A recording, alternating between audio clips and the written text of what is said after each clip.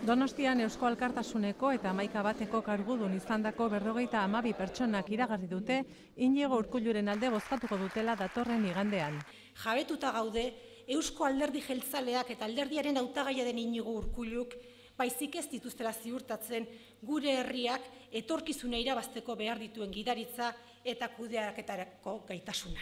Lehendakarigai jeltzaleak duela 15 urte Txillidak eta Oteizak elkarri emandako besarkadaren pare jarri du. Gaur, besarkada honekin gizartearen nahiari erantzuten diogu.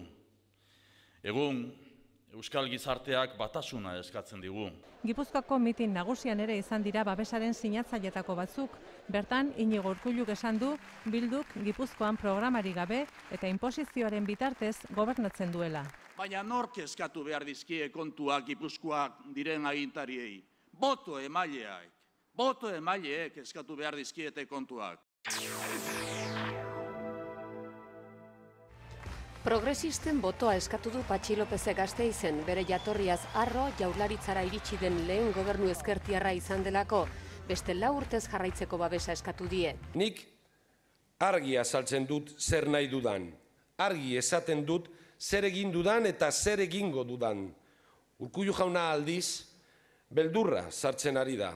Jeltzaleek proposatzen dituzten sakrifizioen aurrean, Lopezek berdintasunean, aniztasunean eta justizia sozialean oinarritzen den egitasmoa eskaini du. Murrizketak iruzur fiskalaren kontra nahiago ditut egin.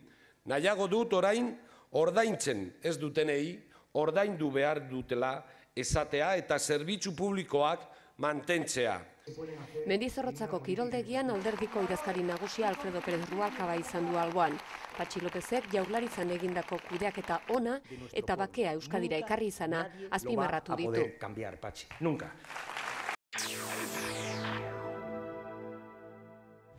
Donostian Maria Dolores de Cospedalek esan du alderdi popularra dela Euskadin konstituzioa eta Gernikako estatutua zintzo defendatzen dituen bakarra. Alderdi sozialista noraezean baitabil. Antonio Basagoiti lehendakari gaiak adierazi du Euskadi plural nahi duela.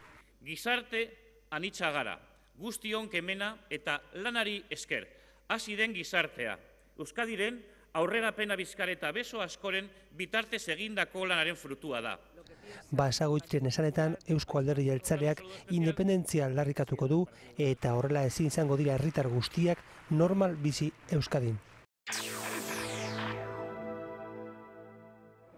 EH Bilduk argi du osasungintza ezin dela gutxi batzuen esku egon eta guztiona izan dadin lan egingo du. Euskal Herria Bilduk osasun zerbitzu publikoak, unibertsalak eta kalitatezkoak sustatuko ditu. Pertsona guztiei zabalik jatorriari begiratu gabe. Privatizazioen aurka agertu da Oskar Matute, besteak beste lanpostuak murrizten direlako eta osasuna arreta baino askoz gehiago dela esan du. Eskubide honi buruz, ari garenean eritasunen prebentzioz, lan osasunaz, elikaduren higienea eta ingurumen baldintzei buruz ere ari gara. Ezker Batuak herri galdeketak sustatu nahi ditu gizartean eragina duten gaien inguruan. Besteak beste, Trebinio, Errepublika, Erraustegiak edota abiadura handiko trena. Benetako demokrazia parte hartzaile bat behar dugu. Honegaitik, erabakitzeko eskubidea defendatzen duen lege bat eskatuko dugu Eusko Legebiltzarrean. UPyDek mitin nagusia egin du Gasteizen, Rosa Díez alderdiko bozeramaileak EH Bildu legez kanpo uzteko eskatu du. Gorka Maneiro berriz itxaropentsu agertu da krisiaren aurrean. Guk esan nahi dugu itxaropena badagoela eta egoera honetatik atera gaitezke eta atera gaitezkela denok elkarrekin eta murrizketa sozialik gabe. Ezker Anitzak Izquierda Unidaren erkidegoetako koordinatzaileen babesa jaso du. Argi utzen nahi izan dute horrela, Ezker Anitza dela Izquierda Unidaren erreferente bakarra Euskadin. Geu garelako Ezker Alternatiboaren parte, familia handi honen parte garen bakarrok Euskadin. Eta beraz nik uste dut ezinbesteko dela, behin eta berriro errepikatu, inor konfunditu ez dadin.